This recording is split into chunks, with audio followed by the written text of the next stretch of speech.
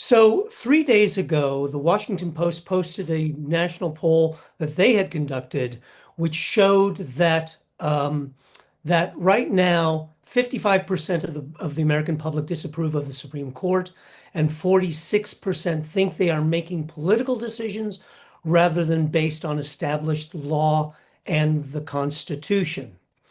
Um, I want to then step back because this is furthering some public attitudes that I started tracking back in 2023. 2023, I started the Trust and Justice Project along with the Online Courtroom Project, the American Society of Trial Consultants, and ABOTA. In that particular project, we had both conducted a national poll of over 1,000 people and 13 focus groups with citizens across the country. They were online focus groups where we talked to groups of both in light of sort of the George Floyd and the social justice movement and COVID to try and better understand what was happening in this declining trust in our justice system. So in these focus groups and in this survey, we found a number of, again, alarming results, but things that helped us to better understand sort of what was happening in the American public. One is we found that approximately 44% of people just didn't trust the court system and stuff. That by itself was significant enough for us because obviously those of us who work in the courts every day have this presumption that when jurors are called in, there is this basic faith in our justice system there. When asked about the US Supreme Court, we found that, again about 40% didn't trust the US Supreme Court. And obviously this was in light, some of the survey work was in light of the Supreme Court's Dobbs decision and a lot of the controversy at the time over some of their additional decisions. When we asked about how biased or unbiased they thought judges were in general in making decisions in cases, almost 50% thought that judges actually are biased in their decision-making process there. And most significantly for me in that survey was when we asked them in general, do you feel the justice system serves you as a citizen? And over 40% said they did not feel that. So as a trial consultant, we aren't just, we're not just comfortable with understanding what a jury makes a decision about. We want to understand why. So we took a little bit of a deeper dive into what was causing some of this fundamental cynicism and distrust in our justice system. Here are a few things that we saw as a result. One is the politics of fear. Our political environment and our social justice environment coming out of 2020, even starting as early as 2016, where the political invective and the division that was talking about in terms of the polarization of our country became much more apparent. That this kind of political invective of fearing the other side and this kind of very strong inflammatory language was infecting a lot of our participants that we saw in both our polling and in our focus groups. We saw that aggravated or we saw that accelerated sometimes by, again, the news media as they were reporting on all these issues. And we saw that the proportion of negative words in a headline, some of the research shows that the negative words in a headline itself increases the propensity of users to then access a news story. So for a headline average length of about 15 words, that each negative word has the click-through rate of about almost 2.5%. So again, to drive clicks, to drive advertising revenue, the editors in these media publications started redesigning some of their headlines to get people to do that. What this has created is a common phenomena called negative news bias.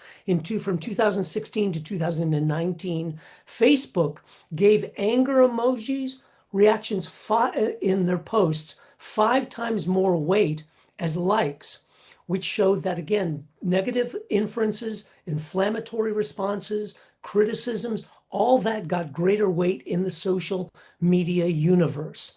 All of this is compounded again by propaganda that was starting to become more prevalent through the use of chatbots. And obviously, we've been had international influences from Russia and China in some of our election procedures. And we have, chatbots, and we have troll farms that are putting out lots and lots of media in here. Compounded with that is political disinformation that, for those of you who are aware of Hannah Arendt and her work on authoritarianism in the 50s, all of this tracks with the common concept in propaganda is it isn't to get people to believe a certain point of view. It is to get the population to distrust all objective facts. All of this also is compounded through in our social media by what we call the culture of opinion. All of us in our social media feeds are encouraged these days to have lots of opinions on various things. We have the ability to comment on news articles or on commentary, and it's also compounded in our news media where the news headlines and factual information about a news story is also accompanied by that news organization's lots of opinions and commentary and analysis. So it becomes difficult to discern from the public's standpoint what exactly is the news and what exactly is an opinion about that news. What we've seen in the jury realm is that prior to the pandemic, we had, when we went in to pick a jury, we would have a group of people that were, for the most part, had strong opinions on one side or the other side. But we had, for the most part, a strong neutral middle of the group, and your peremptory strikes and your cause challenges tended to end up with that group in the middle.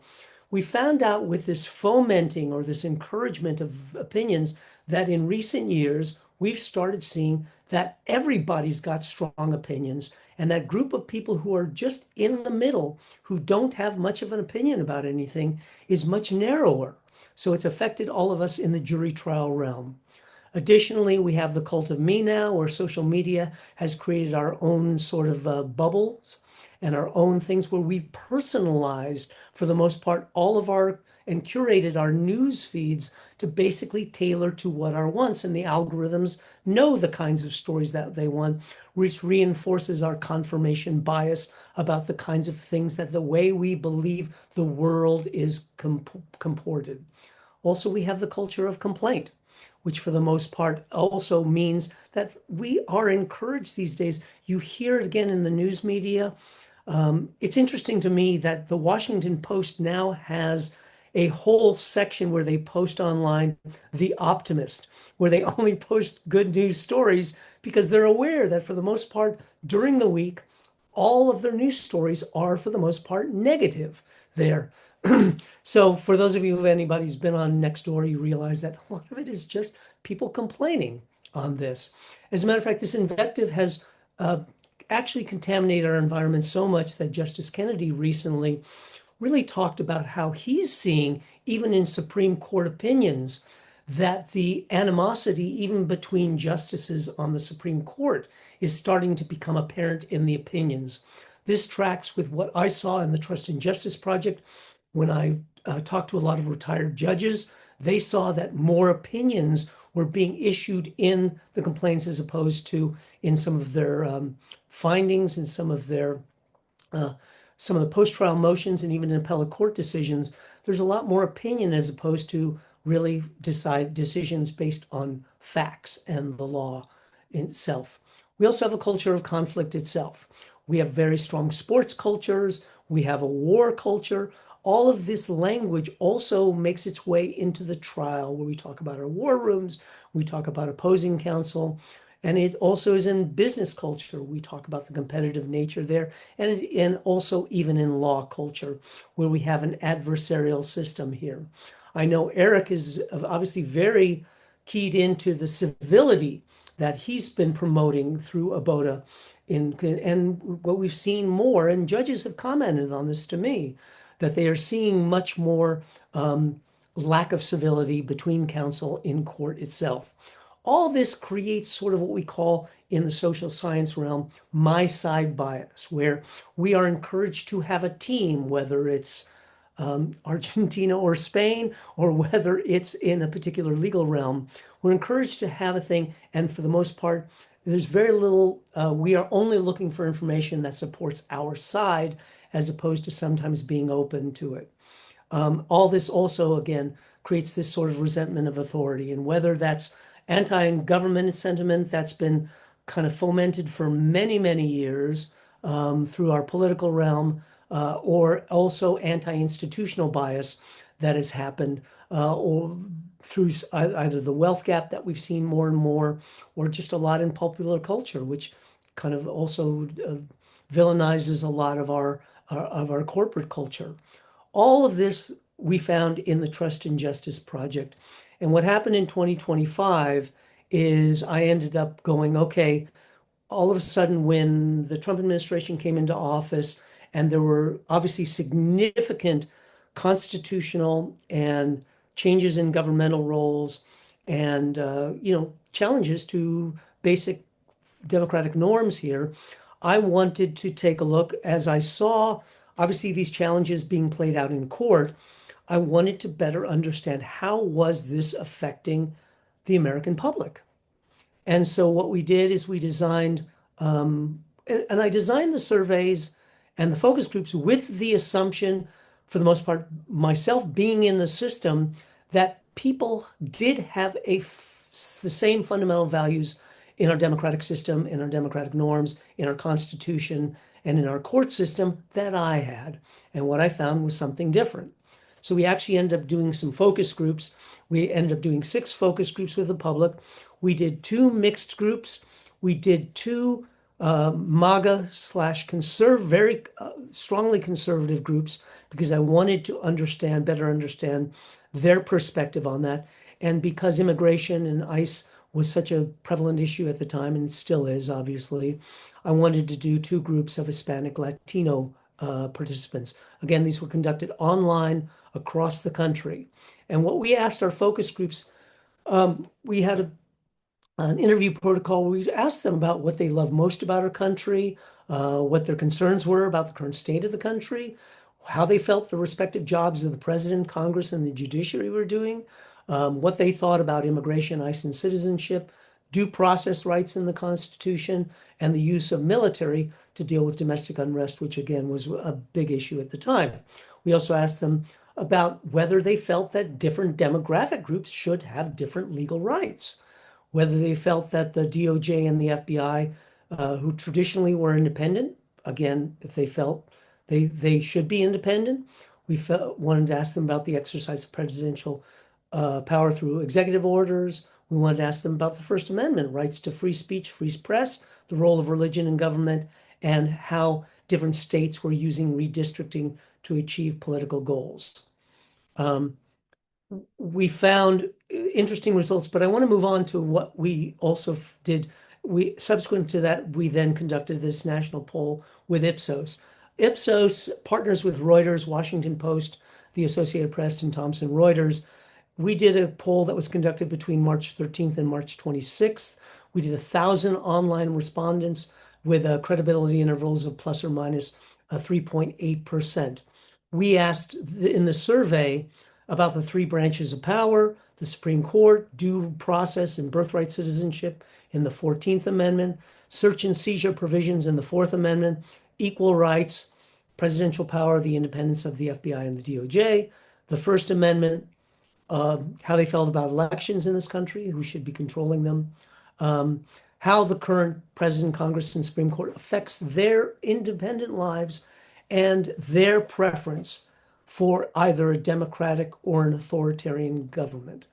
When I designed the survey, again, initially I thought, well, people have a fundamental understanding of all of our Constitution, of this. And as I was designing it, I realized that not everybody probably does. So we ended up designing this where we actually ended up discussing, here are the 3 main areas of government. This is typically known the balance of power or the separation of powers. And I describe these various things. We then asked them, okay, what's your opinion about what the balance of power should be in running the country? And again, most polling talks about whether the public approves or disapproves of what's being done. And that wasn't really satisfying enough for me. What I wanted to find out was not only how they felt the country, the leaders were doing, but I wanted to ask them, what do you think? How do you as a citizen think this country essentially should be run? And I was again thought it was interesting that only 54% of people felt that the three branches of government should share equal power. That's instructive. Whether that means that they just don't have an understanding of the balance of power, or whether they mean they truly believe that these individual independent branches should have greater power, I don't know yet. That's for another study. We asked how good a job, given that our elected officials and our judges are sworn to uphold the Constitution. I wanted to ask them how good a job are they doing at that? They felt that only 43% feel the Supreme Court is doing a good job of upholding the Constitution. And they felt that both Republicans, Democrats, and President Trump, approximately a third of the people only felt that they were doing a good job of upholding the Constitution. And again, this is across the political spectrum. This isn't just they felt that the Republicans were doing a poor job. For the most part, they feel it's across the board of our politicians, and I'm going to get to that in a little bit. When asked about the Supreme Court, to show again where some of this disenfranchisement is happening, they feel that the Supreme Court should also consider, along with the law and the prevailing law and Constitution, they should consider how their decisions affect the people and the way they live their lives in there. When I asked them about whether President Trump should be able to suspend or stop due process rights, again, after describing what the due process rights provision is in the Constitution, again, only 56% said that no, due process rights should exist no matter what there. So again, they thought, oh no, we could suspend them in limited circumstances. And obviously 8% think that they can do it whenever they feel like it. As compared to non-citizens, again, we asked them again, do you think that non-citizens should have the same legal rights? And again, most people, a significant portion of the population, in fact, 65%, two-thirds, believe that non-citizens should have lesser legal rights than citizens here. In a promising note, obviously, people did believe that President Trump should be required to follow court rulings, which he doesn't believe are correct. But on the same note, 28% think that people who are ruling against President Trump's policies in courts think that the judges are disregarding the law to politically block his policies. Again, this goes to that the bench by itself has become much more politicized, both in the media, but also because there's been so much more focus on the political ramifications of a lot of these decisions. When getting to the First Amendment here, 26% think that the government should be able to restrict speech if it believes it's harmful. The same 26% think that the government should be able to restrict the press if they believe their reporting is harmful. Again, harmful is a subjective standard for the government there. So again, that allows the government to be able to restrict both free speech and free press whenever they feel like it. Again, to me, that was an alarming statistic. When it comes to how well they feel that President Trump was acting in your best interests and what's important to you, 35% think that only 35% think that President Trump is doing a good job in acting in their own best interests and in passing laws and passing bills and making laws. Only 23% think that Congress is doing a good job in acting in their own best interests. Probably the most alarming result of all is that when I described at the end that democracy is actually only one form of government, and authoritarian governments are typically led by one strong leader, group of leaders who make decisions for the entire country, little accountability to the citizens. They serve in a limited time in office, pick all the judges and government officials, control the government institutions, including the military, the media, the courts, and education. And they favor nationalistic and religious ideals over immigrant and minority populations. When asked, what would you prefer? What form of government would you prefer? Again, a lot of people say they prefer Democratic, but 18% even after that description said they would somewhat or strongly favor authoritarian rule. For me, that was interesting, and I wanted to take a little bit deeper look into what could possibly be that. Why is that thing? Why is authoritarianism evocative, compelling to a certain portion of our population? And when I looked at it, I said, well, there's a lot of aspects of our lives that are lived in sort of an authoritarian structure. One being a lot of times business is authoritarian, where you have a boss and you have to do the things that the boss says. It's not a democratic system itself. And you are being directed, and they have control over a lot of things. Same thing in the courts for the most part, and in education. These are authoritarian structures. So the idea of a strong leader basically making all the rules and enforcing those rules and punishing those people who don't follow those rules is familiar, I think, to a lot of people. Again, because some of these findings for me were counterintuitive and a little bit surprising, I wanted to take a deeper dive. Again, we don't want to just find out what people think, we want to find out why they feel the way they do.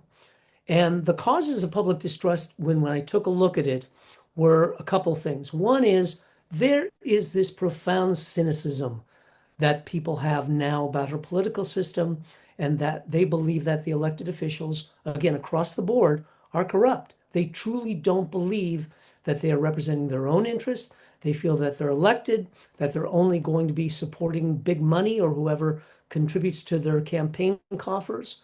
And as a result, and obviously the profiting of certain elected officials these days off of what's been going on in our country compounds that belief that for the most part, that politics and this type of disenfranchisement can also explain sometimes, in my mind, sometimes why we have lower voter turnout, and also it I think affects us in the legal realm, because I think this disenfranchisement in government in general affects jurors' willingness to come to court and serve as jurors.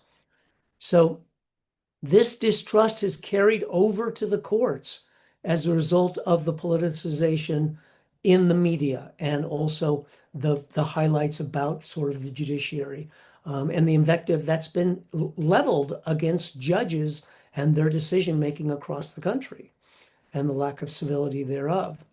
Um, Also, for the most part, our American public is really overwhelmed by the complexities of our governmental systems. I don't believe we have good enough civic education.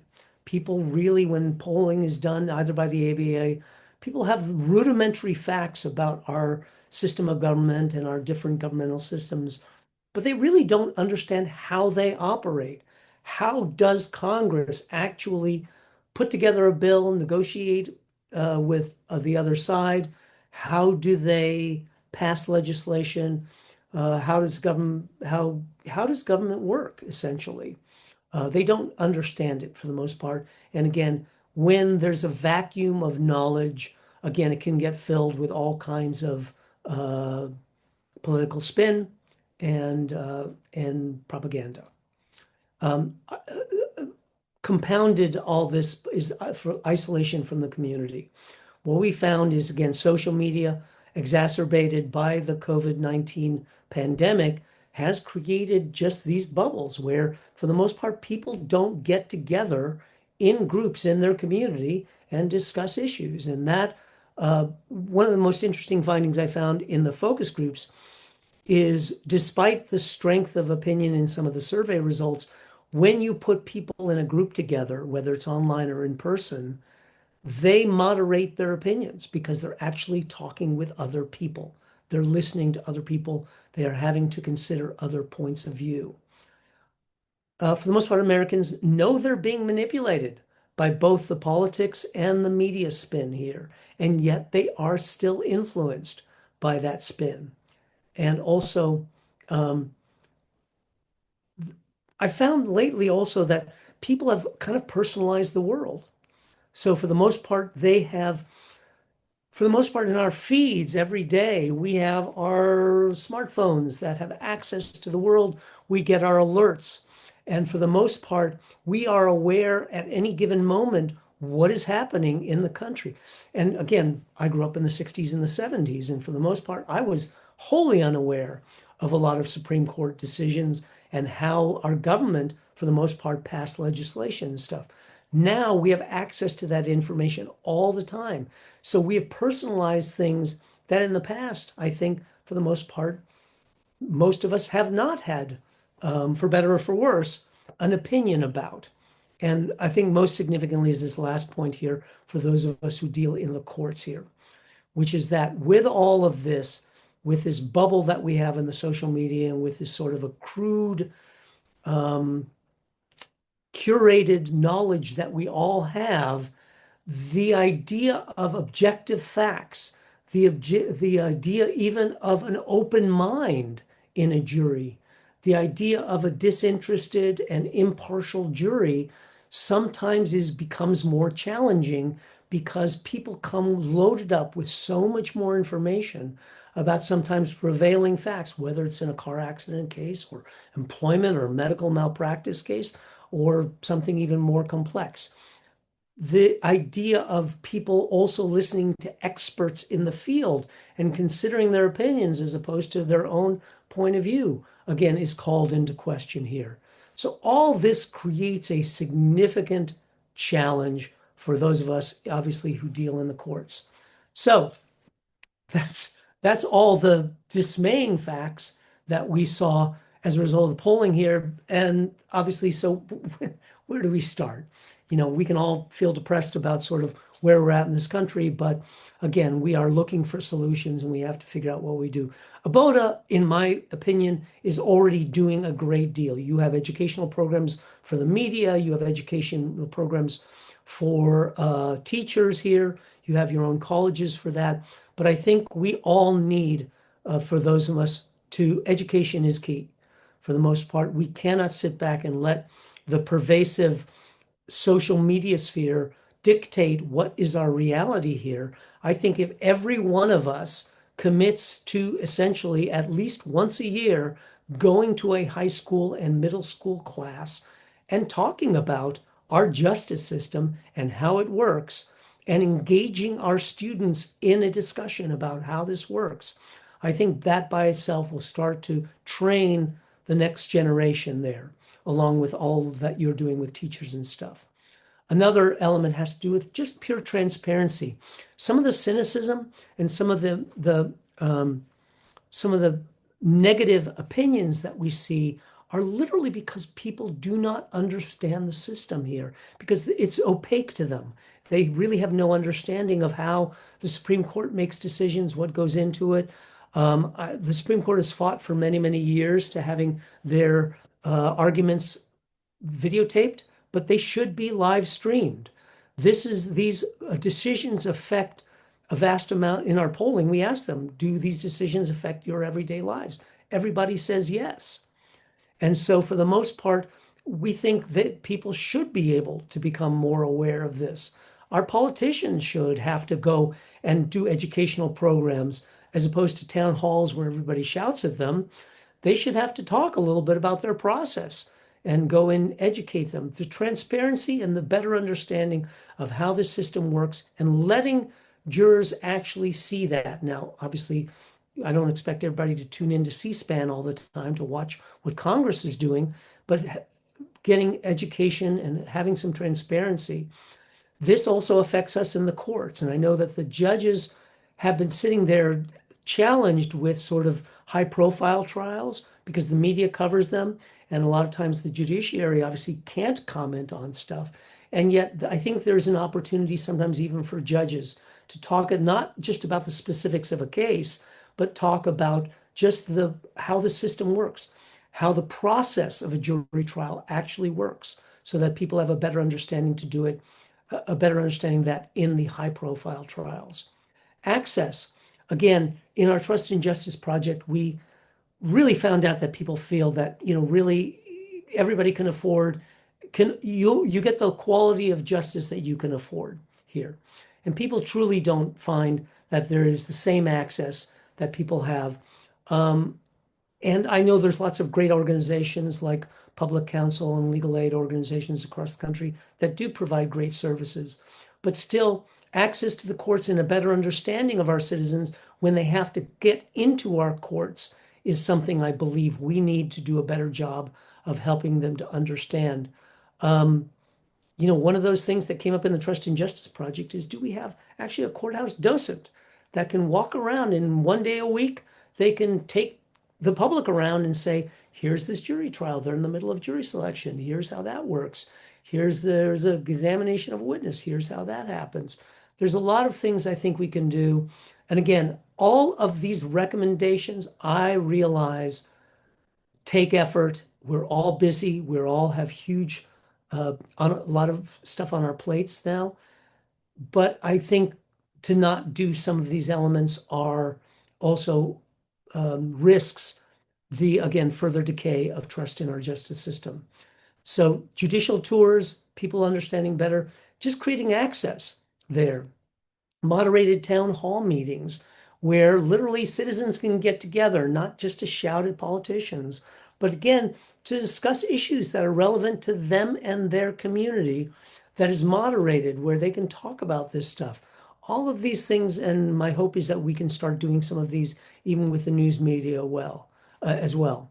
Finally, I get to jury trial reforms here.